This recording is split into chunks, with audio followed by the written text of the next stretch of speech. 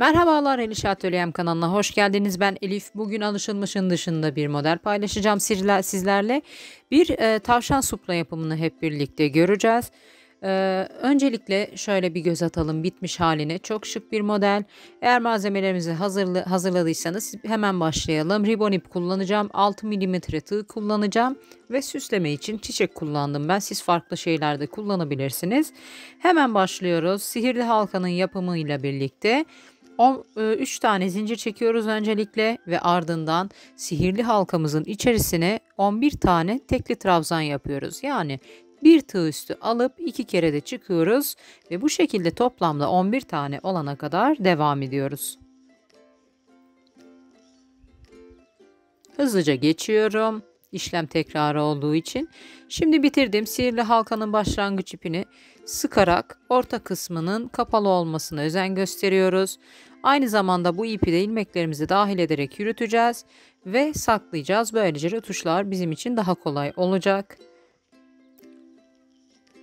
İlk yapmış olduğumuz trabzanın tepesine ilmek kaydırma yaparak ve ipimizi dahil ederek kapatıyoruz ilk sırayı. Şimdi ilmeği uzatacağım. Farklı şekilde çıkacağım bir üst sıraya. Tığla birlikte ipi de alarak çeviriyorum. Ve ilk trabzanın tepesine batarak yine bir trabzan yapıyorum. Biraz zor oluyor çünkü ipi siz de benim gibi elinizle kaydırabilirsiniz. Daha zor olacaktır ama daha düzgün bir görünüme sahip oluyor böyle olunca. Yine aynı noktaya bir tane daha tekli trabzan yapıyorum. Bu sırada artırma yaparak ilerleyeceğiz. Her trabzana 2 tane yaparak 2-2 şeklinde sonuna kadar ilerleyeceğiz. Hepsini artırma yapıyoruz. Toplamda 24 tane tekli trabzan olana kadar devam ediyoruz. Bitirdikten sonra yine ilmek kaydırma yaparak bu sırayı da kapatıyoruz. Artık son trabzana geldim. Aynı noktaya 2 tane unutmuyoruz. Ve kapatıyoruz. Şimdi yine bir sıra daha öreceğiz. Hemen düzelteyim.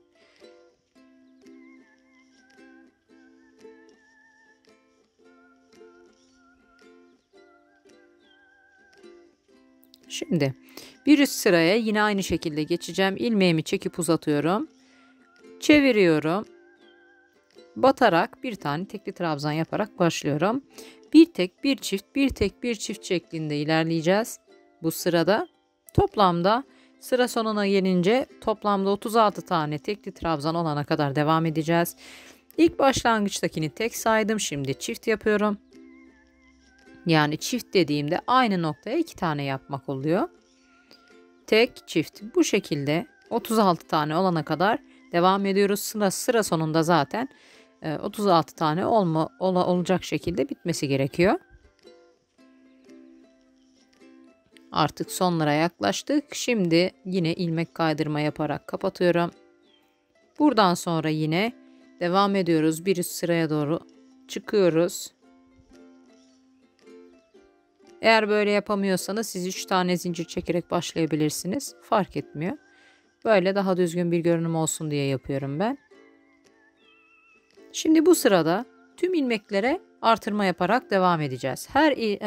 Her tekli trabzanın üzerine 2'şer tane yaparak sıra sonuna kadar devam edeceğiz. Artırma şeklinde. Eğer marullanma oluyorsa merak etmeyin, bir üst sırada zaten hiç artırma yapmayacağız. O yüzden düzelecektir. Fakat çok fazla marullanma görüyorsanız eğer farklı bir tığ numarasıyla deneyebilirsiniz veya ipinizde farklılık olabilir veya çok sık ya da tam aksine çok fazla gevşek örüyorsunuzdur. Biraz sık örmeye gayret gösterirseniz bu de düzelecektir. Şimdi ben hepsini bitirip bir üst sıraya nasıl geçiyoruz onu göstereceğim. Şimdi sona geldik. Artık sıra kapatmayı siz de gördünüz daha önceki etaplarda ama yine de sonlara gelince göstermek istiyorum. Bakın benim hiç marullanma olmuyor. Normalde sizin de olmaması gerekiyor. Şimdi bir üst sıraya geçiyoruz.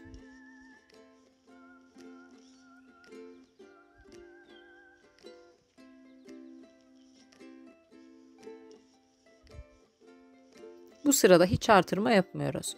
her tekli trabzanın tepesine birer tane tekli trabzan şeklinde ilerliyoruz. Tek tek tek tek hepsini, toplamda yine 70 tane olacak. Bu bir önceki sırada söylemeyi unuttum. 70 tane tekli trabzanın olması gerekiyordu. Bu sırada da artırma yapmayacağımız için eksiltme de yapmıyoruz. 70 tane olana kadar sıra sonuna denk gelmesi gerekiyor. 70 tane olana kadar ben hızlıca kamera arkasında yapayım ve sonrasını göstereyim hemen sizlere. Şimdi 70 tane oldu. Gördüğünüz gibi marullanma da olmadı. Hemen bitireyim sırayı.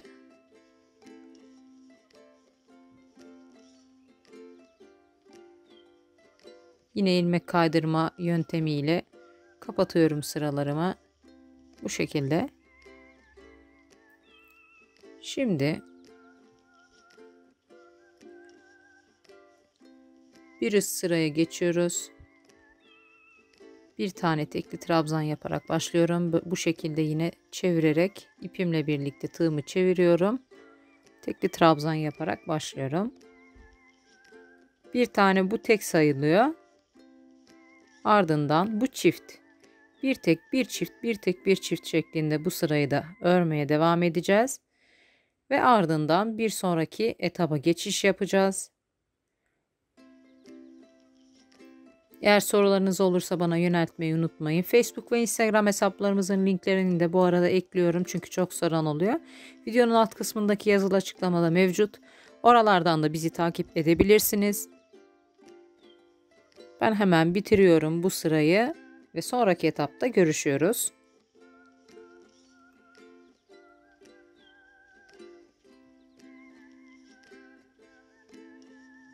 Son trabzanımı da hemen öreyim. İlmek kaydırma yaparak kapatıyoruz. Şimdi ilk kulağımızı yapmaya başlıyoruz. Yavaş yavaş sonlara yaklaşıyoruz. İlk kulağı yapabilmek için 11 tane zincir çekiyoruz. Yalnız bu zincirleri çok fazla sıkmamaya gayret gösterelim. Çünkü ardından tığla işlem yapacağız. Ve tığın bu zincirlerin içerisinden geçmesi gerekiyor. Ribon ipler hiç esnek olmadığı için çok fazla sıkmayın.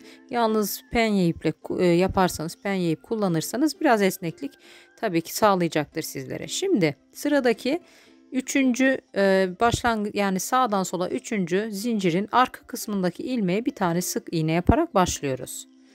Bakın dikkat edin, şu arkalardaki ilmeklere batıyoruz. Öndekilere değil.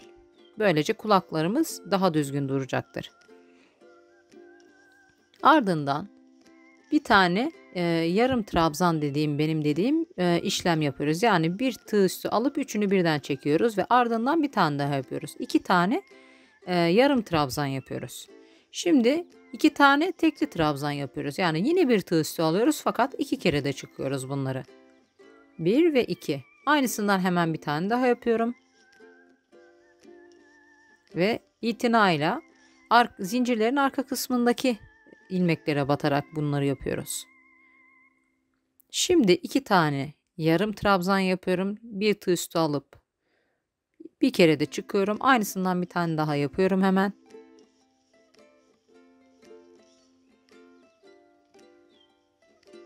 Ve son olarak başlangıçtaki gibi bir tane sık iğne yaparak bitiriyorum.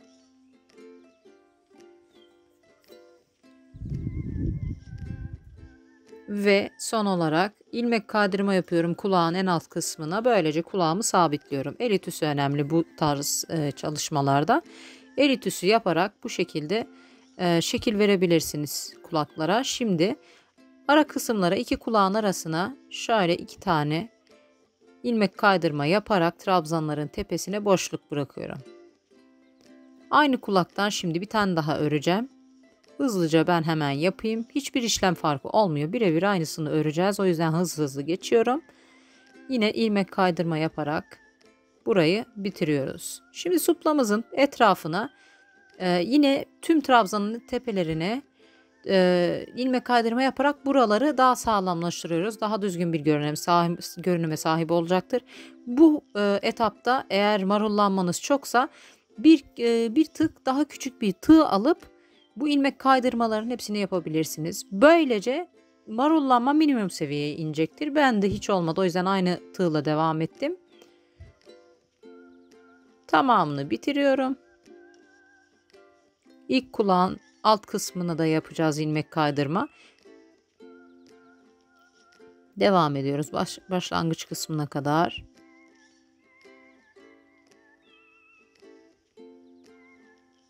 Buraya gelince hafif biraz ip bırakarak ipimi kesiyorum. Ve ilk başta yapmış olduğum ilmek kaydırmanın etrafından ipimi geçirerek çevireceğim. Bakın şöyle göstereyim. Örgü oluyor. Bu örgünün alt kısmından tığımı geçiriyorum. İpimi öncelikle yan tarafa alıyorum. Sonra son ördüğüm ilmek kaydırmanın tam ortasından arka kısmından tığımı geçirerek tekrardan ipi arka kısma alacağım.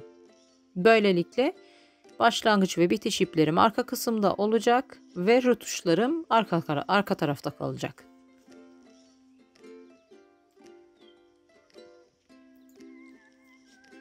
Tabi bu arada hatırlatayım, eğer abone değilseniz kanalımıza abone olmayı unutmayın hanımlar. Ücretsiz tamamen. Videonun alt kısmındaki ve ekranın sağ alt köşesindeki abone ol butonlarına tıklayarak bunu yapabilirsiniz. Yorumlarınızı, beğenilerinizi, düşüncelerinizi, önerilerinizi, hatta eleştirilerinizi bekliyorum.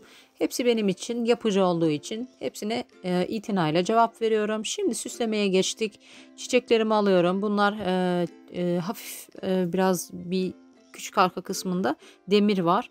Bu hobi marketlerde bulunan türden malzemelerden bunlar. Farklı bir süslemede kullanabilirsiniz. Fiyonk kullanabilirsiniz. Eğer sabitlemek için bu şekilde arka kısımlarında demir yoksa silikon tabancayla da bunu yapabilirsiniz veya dikmek istiyorsanız dikebilirsiniz. Benim ihtiyacım olmadığı için bu şekilde yaptım. Arka kısımlarındaki demirler sayesinde şöyle çeviriyorum ve birbirleriyle bunları çevirerek düğümlüyorum. Ardından boşta kalan uçları da iplerin arkasına saklayarak rötuşlarımı da yapıyorum. Umarım yardımcı olabilmişimdir. Sorularınızı mutlaka bana yöneltin, varsa yardımcı olmaya çalışırım. Videomu faydalı bulup beğendiyseniz de lütfen beğen butonuna tıklayarak bana destek olursanız sevinirim. Çünkü yeni videolar yayınlamada bunların hepsi benim için bir motivasyon unsurudur. Görmüş olduğunuz gibi bitirdik. Şöyle biraz daha uzaktan bakınca gördüğünüz gibi hiç marullanma olmadı. Bugünlük benden bu kadar. Yeni bir videoda buluşmak dileğiyle, kendinize iyi bakın. Hoşça kalın.